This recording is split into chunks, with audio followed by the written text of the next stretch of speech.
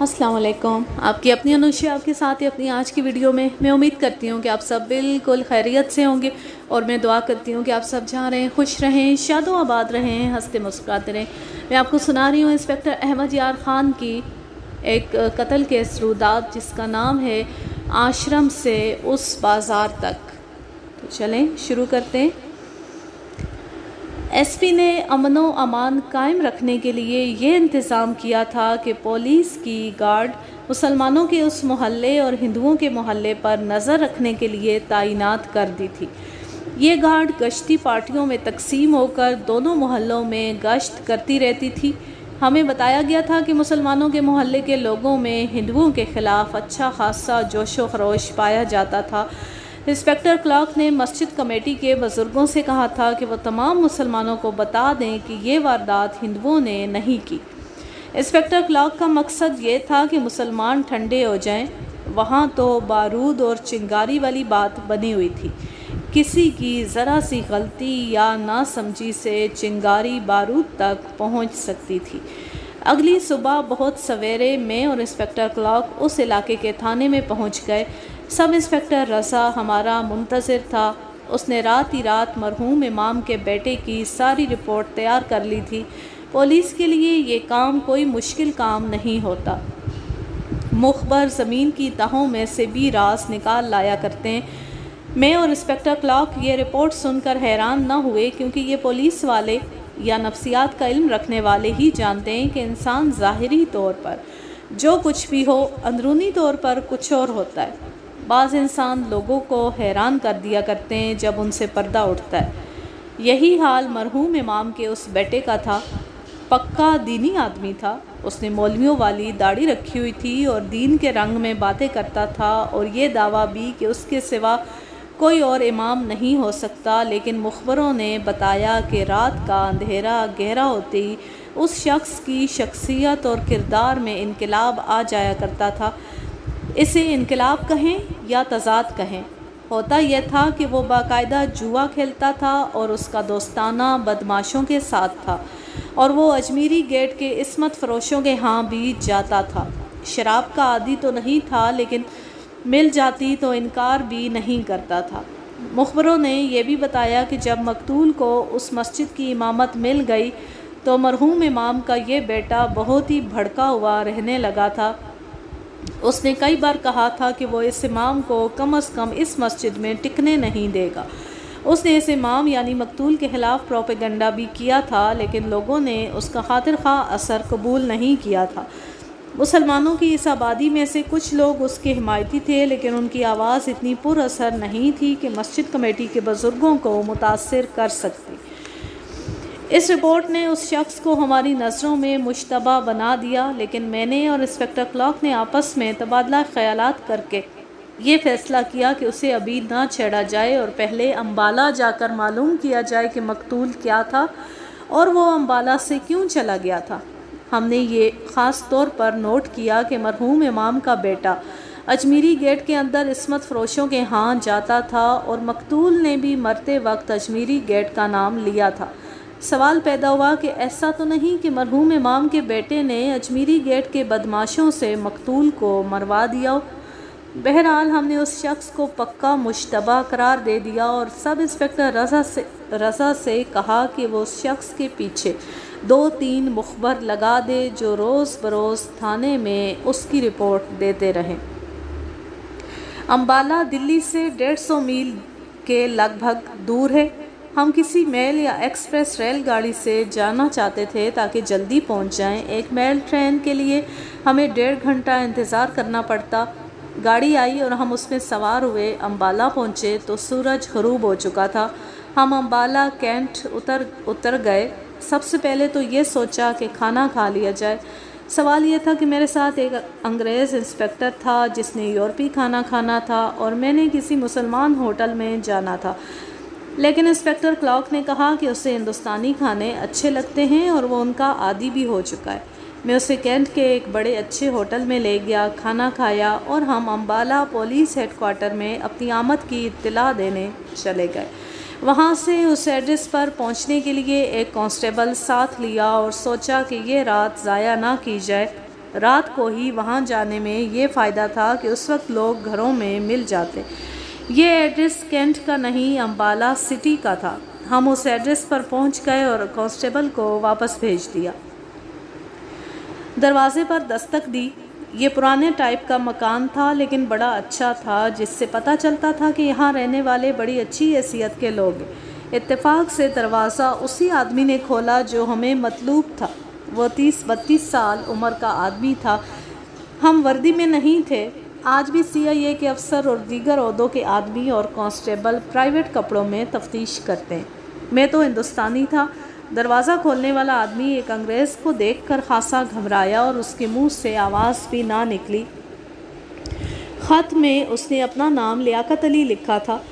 جس نے دروازہ کھولا اسے میں نے یہ نہ کہا کہ ہم لیاقت علی سے ملنے آئے ہیں، بلکہ یوں کہا، آپ لیاقت علی صاحب معلوم ہوتے ہیں۔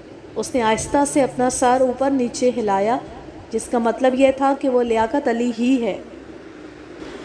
میں نے جب اسے یہ بتایا کہ ہم CIA کے انسپکٹر ہیں اور ایک انکوائری کے سلسلے میں آئے ہیں تو اس کا رنگ بالکل ہی پیلا پڑ گیا۔ گلی میں اس کے گھر کے بالکل سامنے ایک بلب جل رہا تھا، جس کی روشنی میں یہ پتہ نہیں چلتا تھا کہ اس شخص کا رنگ گندمی ہے یا ہلکا سانولا، لیکن یہ پتہ چل گیا کہ اس کے چہرے کا قدرتی رنگ جو بھی ہے وہ زردی میں بدل گیا۔ 3-4 سیکنڈ تو وہ آنکھیں پھاڑے ہمیں دیکھتا رہا، پھر اچانک بیدار ہو گیا اور اپنی گھبراہٹ کو ایک مسکراہٹ میں چھپانے کی کوشش کی، لیکن کامیاب نہ ہو سکا۔ ہمیں اندر بیٹھک میں لے گیا۔ وہ اتنا سا بیدار ہو چکا تھا، یہ اتنا نارمل ہو گیا تھا کہ اس نے ہم سے پوچھا کہ ہم چائے پئیں گے یا وہ کیا خدمت کرے۔ آپ تشریف رکھیں، میں نے کہا۔ اتنی زیادہ گھبراہٹ کی بھی ضرورت نہیں، ہم اتنی سی خدمت چاہتے ہیں کہ آپ سے جو بات پوچھیں وہ ہمیں صحیح بتا دیں۔ ہم آپ سے رہنمائی لینے آئے ہیں۔ میں نے جیب سے لفافہ نکالا اور اس پر لکھا ہوا ایڈریس اسے دکھا کر پوچھا کہ یہ اسی کا لکھا ہوا ہے؟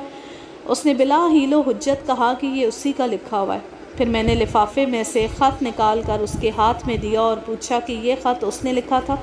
اس نے فوراً تسلیم کر لیا۔ کیا آپ کو اس خط کا جواب ملا تھا؟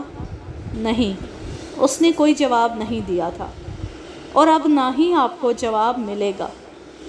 میں نے کہا، وہ جواب تو ضرور دے گا۔ ہماری دوستی کوئی کچی دوستی نہیں۔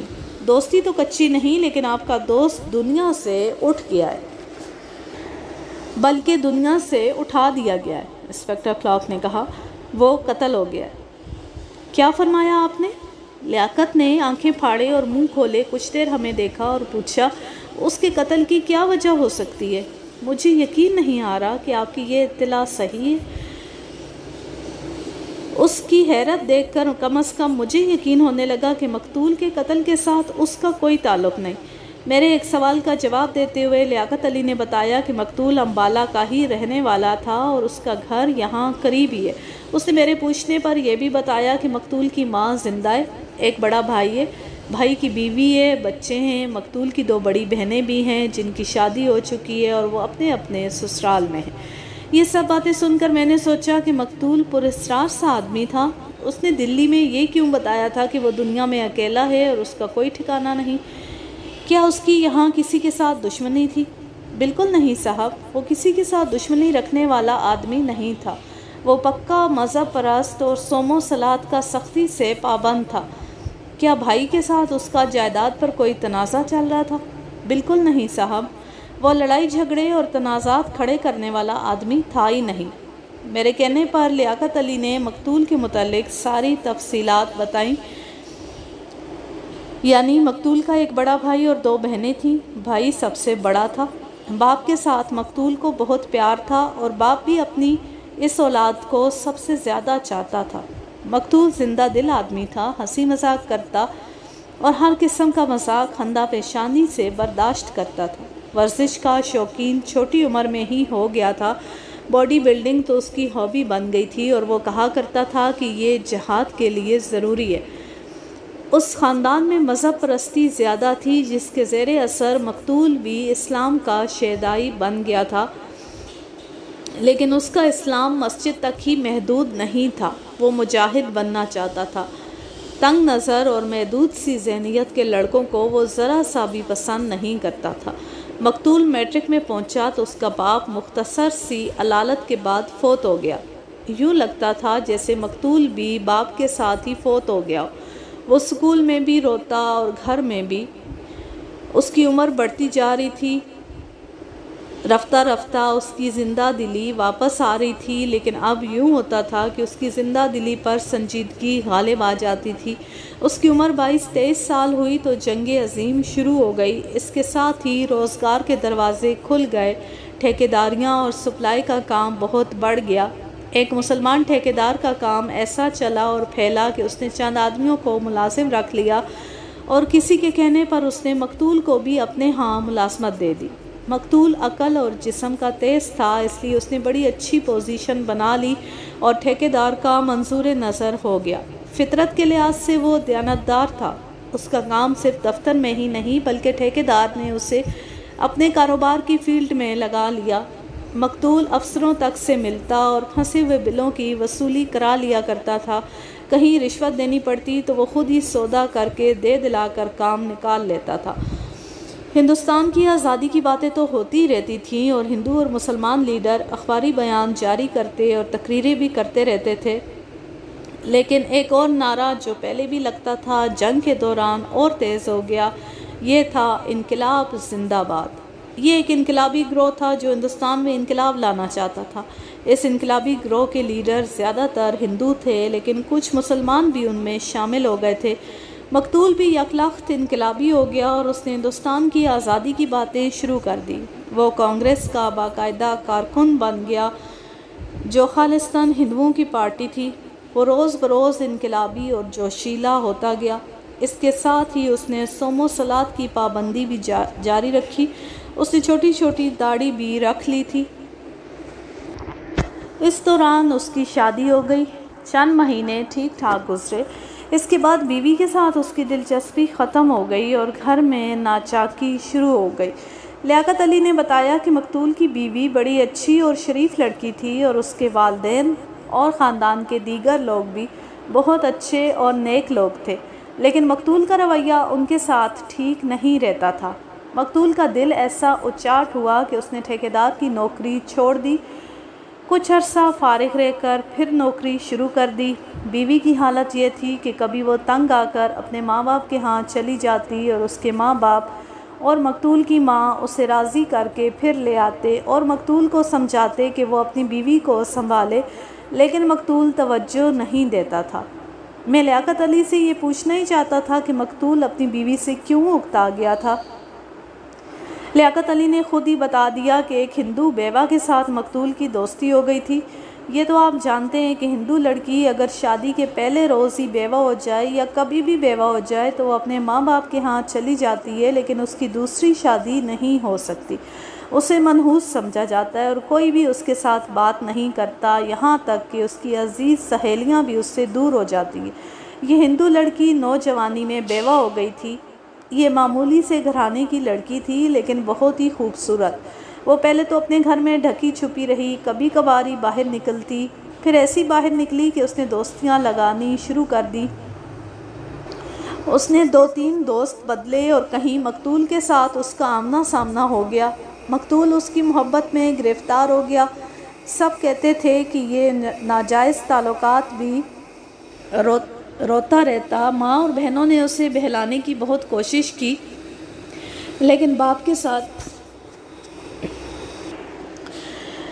یہاں پر پرنٹنگ کی تھوڑی سی غلطی میں پہلے جو لائنیں شامل ہونی چاہیے تھی وہ اب شامل ہوئی ہیں، تو اس سے کہانی تھوڑی سی گڑبڑا گئی ہے، آگے پیچھے ہو گئی ہے، لیکن میں آپ کو اس سے صحیح کر کے سناتی ہوں۔ ابھی ذکر ہو رہا تھا کہ مقتول کو ایک ہندو لڑکی، ایک ہندو بیوہ پسند آ گئی تھی۔ اس لڑکی نے بھی مقتول کے ساتھ دوستی قائم رکھی اور باقی تمام دوست چھوڑ دیے۔ وہ کسی اور کے ساتھ اب بات بھی نہیں کرتی تھی۔ اس ہندو لڑکی کا نام رانی تھا۔ ہمیں اس سوال کا جواب مل گیا کہ یہ رانی کون ہے۔ پھر یہ لڑکی اچانک غائب ہو گئی۔ مقتول کو دوستوں نے بڑی بے چینی اور ذہنی اذیت کی حالت میں دیکھا۔ وہ اس لڑکی کے لیے پاگل ہوا جا رہا تھا۔ آخر پتہ چلا کہ اس لڑکی کا باپ اسے دلی کے آشرم میں چھوڑ آیا ہے۔ مقتول اداس اور زندگی سے مایوس رہنے لگا۔ قارئین کو معلوم ہوگا کہ یہ آشرم کیا چیز ہوتی ہے۔ آشرم مہاتما گاندھی نے کھلوائے تھے اور یہ ہندوستان کے 3-4 بڑے شہروں میں تھے۔ جو ہندو لڑکیاں بیوہ ہو جاتی تھیں ان میں اکثر کے والدین انہیں کسی قریبی آشرم میں چھوڑ آتے تھے۔ آج کل بھی ہندوستان میں یہ آشرم کھلے ہوئے ہیں۔ آشرم کے انچارج اور منتظم ہندوؤں کے پنڈت ہوتے تھے۔ میں آپ کو اپنے وقتوں کی بات سنا رہا ہوں۔ ہندو ذہنیت بڑی گندی ذہنیت ہے۔ آشرم میں نوجوان اور بڑی خوبصورت لڑکیاں بھی جاتی تھیں۔ ایک تو یہ پنڈت خود انہیں خراب کرتے تھے اور پھر یہ سلسلہ چلا کہ آشرم عصمت فروشی کے باقاعدہ اڈے بن گئے۔ ان پنڈتوں نے امیر کبیر تماش بینوں کو لڑکیاں سپلائی کرنی شروع کر دیں۔ گورنمنٹ کے اعلیٰ افسروں کو خوش رکھنے کے لیے بھی ان لڑکیوں کو استعمال کیا جاتا تھا۔ دلی کے ایک آشرم کے جرائم کی کہانی حکایت میں چھپ چکی ہے۔ اس کی تفتیش انسپکٹر دبیر حسین رضوی مرحوم نے کی تھی اور یہ کہانی انہوں نے ہی لکھی تھی۔ رانی کو دلی کے آشرم میں بھیج دیا گیا تھا۔ لیاقت علی نے بتایا کہ 4-5 مہینے پہلے مقتول کی ذہنی حالت ایسی بگڑی کہ ایک روز وہ لیاقت علی کو بتا کر دلی چلا گیا اور یہ کہہ گیا کہ وہ کسی دینی مدرسے یا مسجد میں بیٹھ جائے گا اور باقی عمر گوشہ نشینی میں گزارے گا۔ مقتول نے دینی تعلیم اچھی خاصی حاصل کر لی تھی۔ پھر مقتول نے دلی سے لیاقت علی کو خط لکھا اور بتایا کہ اس نے ایک مسجد کی امامت کر لی ہے۔ اس خط میں اس نے یہ بھی لکھا کہ اسے رانی مل گئی ہے لیکن وہ آشرم کی قید سے نکل کر اجمیری گیٹ کی قید میں چلی گئی ہے۔ لیاقت علی نے اپنی رائے یہ دی کہ مقتول ذہنی مریض ہو گیا تھا۔ ہم نے لیاقت علی سے کہا کہ وہ ہمیں مقتول کے گھر لے چلے۔ وہ ہمیں ساتھ لے کر چل پڑا۔ مقتول کے گھر والے گہری نیند سوئے ہوئے تھے۔ تیسری دستک پر دروازہ کھلا۔ یہ کوئی معمولی سا مکان نہیں تھا بلکہ بڑی اچھی حویلی تھی۔ دروازہ مقتول کے بڑے بھائی نے کھولا تھا۔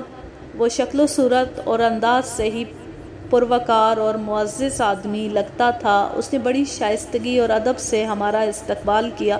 ہم نے اسے بتایا کہ ہم CIA کے انسپکٹر ہیں۔ وہ کچھ پریشان ہوا اور بولا اندر تشریف لائیں، باہر کھڑے رہنا مناسب نہیں۔ اندر لے جا کر اس نے ہمیں بیٹھک میں بٹھایا۔ بیٹھک کا فرنیچر اور آرائش و زیبائش دیکھ کر اندازہ ہوتا تھا کہ یہ اونچی حیثیت کے لوگ ہیں۔ مقتول کا بھائی ہمیں سوالیہ نظروں سے دیکھ رہا تھا۔ میں نے موزوں الفاظ میں پوری ہمدردی کر کے اسے یہ خبر سنائی کہ اس کا چھوٹا بھائی دلی میں قتل ہو گیا ہے۔ تو بیچارہ کچھ دیر تو میرے منہ کی طرف دیکھتا رہا، پھر اس کے آنسو بہنے لگے۔ میں نے اور انسپکٹر کلرک نے بھی اس کے ساتھ اظہار ہمدردی کیا اور افسوس کا اظہار کیا کہ یہ بری خبر ہمیں سنانا پڑی۔ اگر ڈیوٹی نہ ہوتی تو یہاں نہ آتے کبھی بھی۔ قتل کس نے کیا ہے؟ اس نے پوچھا۔ قتل کی وجہ کیا بتائی گئی ہے؟ یہی ہم آپ سے دریافت کرنے آئے۔ وہاں تو اس کی کسی کے ساتھ دشمنی نہیں تھی بلکہ سب اس کی تعریف کرتے تھے اور اب بھی کرتے ہیں اور اسے یاد کر کے روتے بھی ہیں۔ وہ ان لوگوں کا امام تھا۔ کیا آپ اپنے بھائی کے متعلق کوئی ایسی بات بتا سکتے ہیں جس سے ہمیں یہ سراغ ملے کہ اسے کیوں اور کس نے قتل کیا ہے؟ اس طرح ہماری بات چلی اور مقتول کے بھائی نے مقتول کی پچھلی باتیں سنانا شروع کر دی۔ میرا یہ بھائی کسی کا دشمن نہیں تھا، وہ خود ہی اپنا دشمن بن گیا تھا۔ دراصل صاحب، ہمارے والد صاحب کی وفات نے اس لڑکے کو ذہنی مریض بنا دیا تھا۔ ذرا تضاد ملاحظہ کریں۔ ایک طرف تلاوت قرآن اور صوم و صلات کی اتنی پابندی کہ دوسروں کو بھی تلقین کرنا، اور دوسری طرف ہندوؤں پر اندھا اعتماد اور ان سے دوستی، اور پھر ہندوؤں کی جماعت میں شامل ہو کر انقلابی نعرے لگانا۔ ایک طرف ہندو لیڈروں کو ہندوستان کا نجات دہندہ سمجھنا اور دوسری طرف جہاد کا ایسا جوش کہ قرآن و حدیث کے حوالے دے دے کر مسلمانوں کو جہاد کا سبق دینا۔ گھر میں نیک سلیقہ شار اور خوبصورت بیوی موجود ہے، لیکن اس نے ایک ہندو بیوہ کے ساتھ دوستی لگا رکھی ہے۔ جب مجھے پتہ چلا تو میں نے اسے برا بھلا کہا۔ اس نے یہ جواب دیا کہ وہ اس لڑکی کو مسلمان کر رہا ہے اور پھر اس کے ساتھ شادی کر لے گا۔ موجودہ بیوی کو وہ طلاق دینا چاہتا تھا۔ میں نے اسے اور زیادہ ڈانٹ ٹپٹ کی تو اس نے کہا کہ ایک کافر عورت کو مسلمان کر کے اس کی زندگی سنوار دینے سے زیادہ ثواب ملتا ہے اور یہ ایک بہت بڑی نیکی ہے۔ اپنی بیوی کے متعلق اس نے کہا کہ یہ ابھی نوجوانی کی عمر میں ہے اور اس کی کسی اور جگہ شادی ہو سکتی ہے۔ مجھے خطرہ یہ نظر آ رہا تھا کہ ہندوؤں کو پتہ چل گیا تو وہ اسے قتل کر دیں گے۔ میں نے اپنے 2-3 ہندو دوستوں سے کہا تھا کہ وہ اس بیوہ کے باپ کو کہیں کہ وہ اپنی بیٹی کو کسی آشرم میں بھیج دے کیونکہ وہ اس کی بدنامی کا باعث بن رہی ہے۔ میرے ان دوستوں نے اس لڑکی کے باپ کو یہ مشورہ دیا تو باپ نے لڑکی کو آشرم میں بھیج دیا۔ مجھے اطمینان تو ہو گیا، لیکن کچھ دنوں بعد میرا یہ بھائی بھی دلی چلا گیا اور وہاں سے اس نے لکھا کہ اب وہ ایک مسجد میں امام بن گیا۔ اس نے دینی تعلیم تو بہت حاصل کر لی تھی، لیکن اپنے دماغ میں مذہب کو ایک جنون بنا کر بھر لیا تھا۔ میں اس کا مستقبل کچھ اور بنانا چاہتا تھا، لیکن میرا یہ بھائی بدقسمت تھا کہ میری حیثیت سے فائدہ نہ اٹھا سکا۔ یہ تو ہم نے اندازہ کر لیا تھا کہ مقتول ذہنی مریض تھا اور وہ تضاد کے مرض میں مبتلا تھا۔ وہ انتہا پسند بھی تھا۔ میں اگر نفسیات کا ڈاکٹر ہوتا تو اس کا علاج کرتا، لیکن قانون کسی کی نفسیات کو نہیں دیکھا کرتا۔ یہاں حادثہ یہ ہوا کہ اس نفسیاتی مریض نے کسی کو قتل نہیں کیا بلکہ وہ خود قتل ہو گیا تھا۔ مقتول کے بھائی نے مقتول کی گزری ہوئی زندگی کی تقریباً وہی باتیں سنائی جو اس کا دوست لیاقت علی سنا چکا تھا۔ بڑے بھائی نے کچھ اور باتیں ایسی بتائیں جو پہلے پتہ نہیں چلی تھیں۔ بڑے بھائی نے سنایا کہ مقتول نے ٹھیکیدار کی نوکری چھوڑ دی تھی اور اس نے انقلاب زندہ باد کے نعرے لگانا شروع کر دیے۔ جب اس نے نوکری چھوڑی تو بھی وہ گھر پیسے لاتا تھا، بلکہ پہلے سے کہیں زیادہ لاتا اور اپنی ماں کو دیتا تھا۔ اس کے پاس اتنے زیادہ پیسے ہوتے تھے کہ بھائی کے بیوی بچوں کے اخراجات بھی پورے کر دیتا تھا۔ دوسری بات یہ کہ مہینے میں 2-3 دن اور راتیں گھر سے غائب رہتا تھا۔ تیسری بات یہ کہ اس نے جاپانیوں کا پروپیگنڈا اس طرح شروع کر دیا جیسے جاپانی ہندوستان کو آزاد کرانے آئے ہوں۔ مقتول کے بھائی نے ایک بات یہ بھی بتائی کہ مقتول کو اس کے دوست لیاقت علی نے گمراہ اور خراب کیا تھا۔ مقتول لیاقت کو اپنا ہمدرد اور مخلص دوست سمجھتا تھا۔ وہ جنگ عظیم کے عروج کا دور تھا۔ جنگ فیصلہ کن مرحلے میں داخل ہو گئی تھی۔ یہ کوئی ڈھکی چھپی بات نہیں تھی کہ ہندوستان میں جرمنی اور جاپان کے جاسوسوں کی تعداد بہت بڑھ گئی تھی۔ کئی ہندوستانی جرمنی اور جاپان کے ایجنٹ بن گئے تھے۔ جاسوسی کے کئی درجے ہوتے ہیں۔ ایک تو سب سے اوپر والا درجہ ہوتا ہے جس کے جاسوس راز کی خبریں حاصل کرتے اور اس ملک کو پہنچاتے ہیں جس کے وہ جاسوس ہوتے ہیں۔ پھر کچھ اور درجے ہیں جو بیان کرنے کی ضرورت نہیں، میں ایک درجہ بیان کروں گا۔ یہ ہوتے ہیں 5th کالم۔ انہیں تخریب کار بھی کہا جا سکتا ہے۔ ان کا کام یہ ہوتا ہے کہ جس ملک سے انہیں تنخواہ یا الاؤنس ملتا ہے اس ملک کا پروپیگنڈا ایسے کرتے ہیں جیسے وہ فرشتوں کا ملک ہو۔ ان کا دوسرا کام یہ ہوتا ہے، مثلاً جاپانیوں نے برما پر قبضہ کر لیا تھا۔ جاپان کے ہندوستانی ایجنٹوں نے ہندوستان میں جاپانی فوج کی ایسی باتیں پھیلانا شروع کر دیں جیسے جاپانیوں میں مافوق الفطرت طاقت ہو۔ مثلاً جاپان کے ہندوستانی ایجنٹوں نے عام لوگوں پر ہی نہیں بلکہ انگریزوں کی انڈین آرمی پر بھی جاپانی فوج کی دہشت طاری کر دی تھی۔ میرا خیال تھا کہ مقتول اگر جاپانیوں کا ایجنٹ بن گیا تھا تو اس کے ذمے 5th کالم کا کام ہی ہوگا۔ اس کی حیثیت ایسی نہیں تھی کہ بالائی یا فوجی حلقوں سے راز حاصل کر کے جاپانیوں کو دیتا۔ 5th کالم دراصل دشمن کا نفسیاتی حملہ ہوتا ہے۔ مقتول کے بھائی نے یہ بات یقینی طور پر نہیں کہی تھی کہ مقتول جاپانیوں کا ایجنٹ بن گیا تھا، اسے شک تھا۔ مقتول کے دوست لیاقت علی کے متعلق مقتول کے بھائی نے یہ نہیں کہا تھا کہ لیاقت علی جاپانیوں کا ایجنٹ تھا، اس نے کہا تھا کہ لیاقت علی نے مقتول کو خراب کیا تھا۔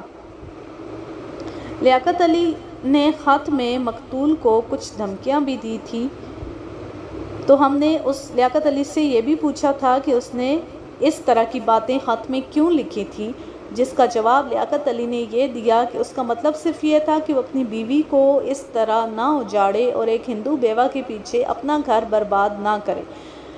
بیوہ بھی ایسی جس کے 2-3 آدمیوں کے ساتھ غلط تعلقات رہ چکے تھے۔ لیاقت علی نے کہا کہ اس نے مقتول کو دھمکی نہیں دی تھی، بلکہ یہ لکھا تھا کہ اس نے اپنا گھر اجاڑا تو اس کا انجام بہت برا ہوگا۔ بہرحال لیاقت علی نے ہمیں قائل کر لیا تھا کہ اس نے مقتول کو ایک مخلص دوست کی حیثیت سے یہ باتیں لکھیں اور اسے انجام سے ڈرایا تھا۔ مقتول کے بڑے بھائی نے بھی لیاقت علی جیسی باتیں کی اور کہا کہ وہ مقتول کو ڈراتا رہتا تھا کہ وہ غیر مذہب کی لڑکی کے پیچھے اپنا گھر برباد نہ کرے، ورنہ ایک دن وہ ایسا پچھتائے گا کہ اس کے حصے میں صرف تباہی آئے گی۔ میں نے مقتول کے بڑے بھائی سے مقتول کے سالوں کے متعلق پوچھا کہ وہ کیسے لوگ ہیں۔ یہ شک کیا جا سکتا تھا کہ مقتول کے سالوں نے اس سے انتقام لیا۔ مقتول کے بھائی نے بتایا کہ ان لوگوں پر تو شک کیا ہی نہیں جا سکتا کیونکہ وہ مرے مٹے سے اور بڑی بھلے لوگ ہیں۔ اس نے کہا کہ ان بھائیوں پر اسے رحم آتا ہے کہ وہ منت سماجت کے سوا کچھ بھی نہیں کر سکتے۔ مقتول کے گھر سے ہم کچھ شک و شبہ لے کر نکلے، لیکن سراغ والی کوئی بات نہیں تھی۔ ہم جب وہاں سے واپس آ رہے تھے تو انسپکٹر کلارک نے کہا کہ ہو سکتا ہے مقتول کو ہندوؤں نے ہی قتل کیا ہو، کیونکہ اس نے ان کی بیوہ لڑکی کے ساتھ دوستی لگا لی تھی اور اسے مسلمان کرنے کی کوشش میں تھا۔ میں نے اس کا یہ شک یوں رفع کر دیا کہ ہندوؤں نے اس بات پر اگر اسے قتل کرنا ہوتا تو وہ اپنی لڑکی کو آشرم میں نہ بھیجتے بلکہ مقتول کو قتل کر دیتے۔ اب لڑکی دلی کے آشرم میں تھی اور مقتول دلی کی ایک مسجد کا امام تھا۔ لیکن لیاقت علی نے کہا ہے کہ مقتول کو رانی دلی میں مل گئی ہے۔ انسپکٹر کلارک نے مجھے یاد دلایا یہ واردات ہندوؤں نے ہی کی ہے اور اس کا باعث رانی ہے۔ انسپکٹر کلارک نے یہ بات کہہ کر میرے ذہن میں شک پیدا کر دیا۔ میں نے رانی کے گھر کا ایڈریس مقتول کے بڑے بھائی سے لے لیا تھا۔ اگلی صبح ہم وہاں جا پہنچے۔ آج کے لیے بس اتنا ہی۔ اب میں لیتی ہوں آپ سے اجازت۔ جانیں خوش رہیں، شاد و آباد رہیں، ہنستے مسکراتے رہیں۔ اللہ حافظ، اللہ نگہبان۔